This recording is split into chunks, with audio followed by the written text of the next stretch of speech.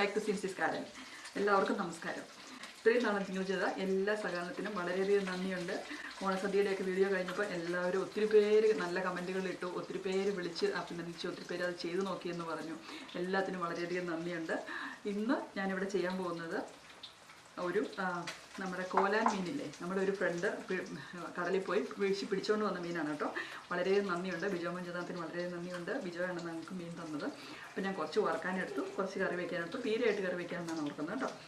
അപ്പം ഇതെങ്ങനെയാണ് ചെയ്യുന്നതെന്ന് നോക്കാം. ഞാൻ കുറച്ച് മീൻ എടുത്തിട്ടുള്ളത്, എനിക്ക് തോന്നുന്നു 5-6 മീനെ ഇത് ചെറുതായിട്ട് മുറിച്ചെടുത്തിട്ടുണ്ട്, ക്ലീൻ ചെയ്ത് മുറിച്ചെടുത്തിട്ടുണ്ട്. ഇനി നമുക്ക് അതിന് വേണ്ടി ആവശ്യമുള്ളത് കുറച്ച് മഞ്ഞൾപ്പൊടി എടുത്തിട്ടുണ്ട്. 1 ടീസ്പൂൺ മഞ്ഞൾപ്പൊടിയാണ് എടുത്തിരിക്കുന്നത്. 1 ടേബിൾ സ്പൂണ് പിരിയൻ മുളകിൻ്റെ പൊടിയാണ് എടുത്തിരിക്കുന്നത്. നമുക്ക് പുളിവെള്ളം വേണം. നമുക്ക് നമ്മുടെ കുടംപുളിയുടെ വെള്ളം, കുടംപുളി വേണമല്ലോ. അപ്പോൾ കുടംപുളിയുടെ വെള്ളമുണ്ട്. കുറച്ച് ജിഞ്ചറും ഗാർലിക്കും എടുത്തിട്ടുണ്ട്. വെളുത്തുള്ളിയും ഒത്തിരി ഇഞ്ചി വേണ്ട കേട്ടോ. കുറച്ച് ഇഞ്ചി മതി. മുളകിൽ ഈ മീൻ കറി വയ്ക്കുമ്പോൾ ഒത്തിരി ഇഞ്ചിയുടെ ആവശ്യമില്ല. പിന്നെ വേണ്ടത് കുറച്ച് സവോള എടുത്തിട്ടുണ്ട്. നമുക്ക് ചെറിയ ഉള്ളി ഉണ്ടെങ്കിൽ ആ ചെറിയ ഉള്ളിയാണ് നല്ലത്. ഞാനിവിടെ എടുത്തിരിക്കുന്ന സവോളയാണ്. എനിക്ക് ചെറുപ്പം സവോള എടുത്തിട്ടുണ്ട്. പിന്നെ കടുകും നമ്മുടെ ഉലുവായും എടുത്തിട്ടുണ്ട്, അത് പൊട്ടിക്കാൻ വേണ്ടി. ഇനി ഇതിനു വേണ്ടി അരപ്പുണ്ടാക്കാൻ വേണ്ടി ഒരു 1/2 കപ്പ്, കുറച്ച് മീനുള്ളതുകൊണ്ടാണ് 1/2 കപ്പ് മുളകും ഈ തേങ്ങാപ്പീര എടുത്തിട്ടുണ്ട്. പിന്നെ കരിവേപ്പിലയുണ്ട്, നമ്മുടെ ചെറിയ ഉള്ളി ഷാലറ്റ്, പിന്നെ പച്ചമുളക് എടുത്തിട്ടുണ്ട്, ഇച്ചിരി ഇഞ്ചിയും വെളുത്തുള്ളിയും എടുത്തിട്ടുണ്ട്. ഇത് എല്ലാം കൂടെ നമുക്ക് അരച്ചെടുക്കണം.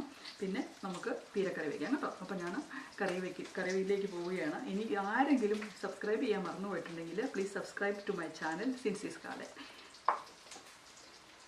ഇനി നമുക്ക് കറി വയ്ക്കുന്നതിലേക്ക് പോകാം കേട്ടോ. അപ്പം ചട്ടി എടുത്തിട്ടുണ്ട്. ചട്ടിക്കകത്തേക്ക് നമ്മൾ മുളക് പൊടിയും 1 ടേബിൾ സ്പൂൺ മുളക് പൊടി എടുത്തിരിക്കുന്നത്, 1 ടീസ്പൂൺ മഞ്ഞൾപ്പൊടിയാണ് എടുത്തിരിക്കുന്നത്. ഞാൻ പച്ചമുളക് അരച്ചിട്ടും കൂടെ ഉണ്ട്, അതുകൊണ്ടാണ് മുളക് പൊടി കുറച്ചെടുത്തിരിക്കുന്നത്. പിന്നെ നമ്മുടെ ജിഞ്ചർ ഗാർലിക്, അതിനെ ചെറിയ കഷ്ണങ്ങളാക്കി ചതച്ചെടുത്തിരിക്കുകയാണ്, അതും കൂടി ഇടും. ഇനി നമ്മുടെ തേങ്ങ അരച്ചെടുത്തല്ലോ, ആ തേങ്ങ അരച്ചെടുത്തതും കൂടി ഇടാം കേട്ടോ.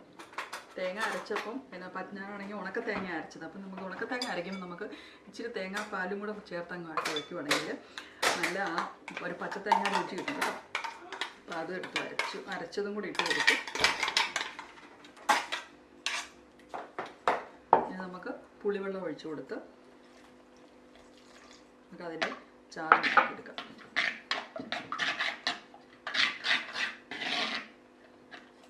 നമ്മുടെ കുറച്ച് സവോള നമുക്ക് കടുക് പൊട്ടിക്കാൻ വേണ്ടി വേണേ. അപ്പോൾ കുറച്ച് സവോളയും കൂടി ഇട്ട് കൊടുക്കാം.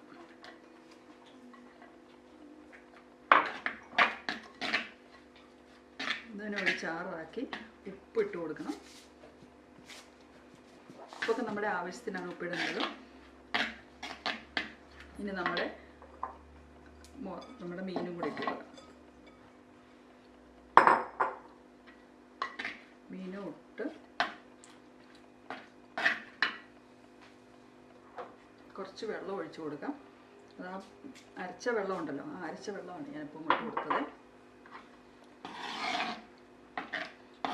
ഇളക്കി നമുക്ക് വേവിക്കാൻ വയ്ക്കാം. പുളി വെള്ളമല്ലേ ഒഴിച്ച് കൊടുത്ത് കഴിഞ്ഞാൽ പുളിയും കൂടി ഇട്ട് കൊടുക്കാം.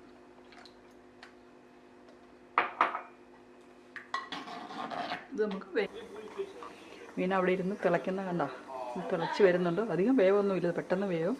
അപ്പോൾ ഒരു സ്വല്പ സമയം കൂടെ കഴിഞ്ഞാൽ നമുക്ക് ഓഫ് ചെയ്യാം കേട്ടോ. ഇതിപ്പോൾ ഒരു 5 മിനിറ്റ് ആയതുകൊണ്ട് ഞാൻ വെച്ചിട്ട് ഒരു 5 മിനിറ്റ് കൂടെ കഴിഞ്ഞാൽ നമുക്കിത് ഇത് ഓഫ് ചെയ്തെടുക്കാം കേട്ടോ. അപ്പം നമുക്ക് ഉപ്പും പുളിയൊക്കെ ഒന്ന് നോക്കാം. അപ്പം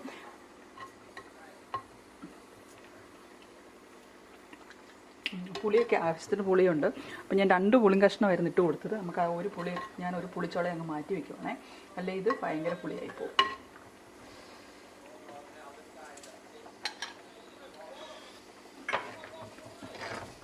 ചാറിന് നല്ല പുളിയുണ്ട്. ഇച്ചിരി സമയം അതിൻ്റെ അകത്ത് കിടന്ന് തിളച്ച് കഴിയുമ്പം ചാറ് വറ്റി വരുമ്പോഴത്തേക്കും നല്ല പുളിയും ഉപ്പും പിടിച്ചിട്ട് വേണം.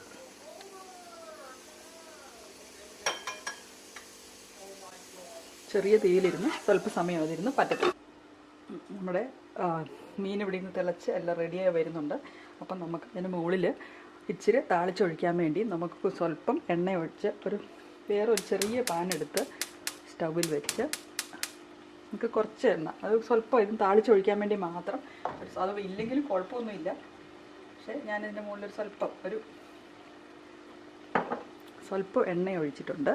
ഇനി നമുക്ക് നമ്മുടെ കടുകും ഉലുവായും കൂടെ അതിൻ്റെ മുകളിലേക്ക് എണ്ണയൊന്ന് മൂത്ത് കഴിയുമ്പം ഒന്ന് ചൂടായി വന്ന് കഴിയുമ്പം കേട്ടോ നമ്മൾ കടുകും ഉലുവായും കൂടി ഇട്ട് കൊടുക്കും. ഞാൻ സ്വല്പം ഉള്ളി അരിഞ്ഞ് വെച്ചിട്ടുണ്ട്. ഉള്ളി ഇട്ട് കൊടുത്ത് പിന്നെ സ്വല്പം കരിവേപ്പില ഇതും കൂടി ഇട്ട് കൊടുത്ത് ഒന്ന് താളിച്ച് ഇതിൻ്റെ മുകളിലേക്ക് ഒഴിച്ചെങ്കിൽ നമ്മുടെ കറി റെഡിയായി.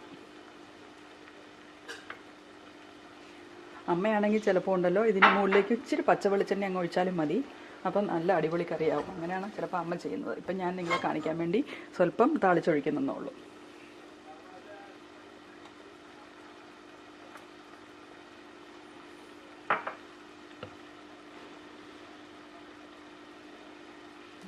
ചൂടായി വന്നിട്ടുണ്ട്.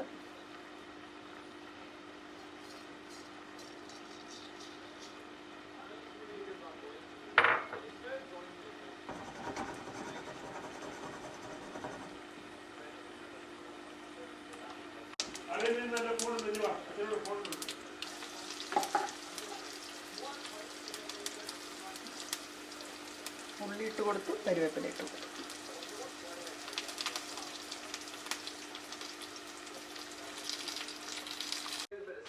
നമുക്ക് ഈ കറിയുടെ മൂഡിൽ നമുക്ക് ഈ കറിയുടെ മൂഡിലേക്ക് ഇതങ്ങോട്ട് ഇട്ട് കൊടുക്കാം കേട്ടോ.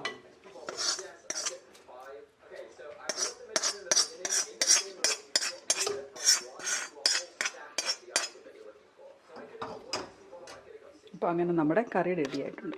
അപ്പം നമ്മുടെ കോലാൻ കറി ഇവിടെ റെഡി ആയിട്ടിരിക്കുകയാണ്. അതിന് കപ്പയും കൂടെ ഉണ്ടാക്കിയിട്ടുണ്ട് കപ്പയ്ക്ക് കൂട്ടാൻ വേണ്ടി. അപ്പം നിങ്ങൾക്ക് എല്ലാവർക്കും ഈ കറി ഇഷ്ടമായി കാണുമെന്ന് കരുതുന്നു. വളരെ എളുപ്പത്തിൽ ഉണ്ടാക്കാൻ പറ്റുന്ന, ഒത്തിരി പേരെന്നോട് പറഞ്ഞത് വളരെ എളുപ്പത്തിൽ ഉണ്ടാക്കാൻ പറ്റുന്ന മീൻ കറിയോ ചിക്കൻ കറിയോ ഒക്കെ ഇടണമെന്ന്. അപ്പോൾ ഇത് വളരെ എളുപ്പത്തിൽ ഉണ്ടാക്കാൻ പറ്റുന്ന ഒരു ഫിഷ് കറിയാണ്. അപ്പം നിങ്ങളിത് ട്രൈ ചെയ്ത് നോക്കുക. ഇഷ്ടപ്പെട്ടെങ്കിൽ ലൈക്ക് ചെയ്യുക. പിന്നെ ആരെങ്കിലുമൊക്കെ സബ്സ്ക്രൈബ് ചെയ്യാൻ മറന്നു പോയിട്ടുണ്ടെങ്കിൽ subscribe to my channel. Thank you very much. Thank U.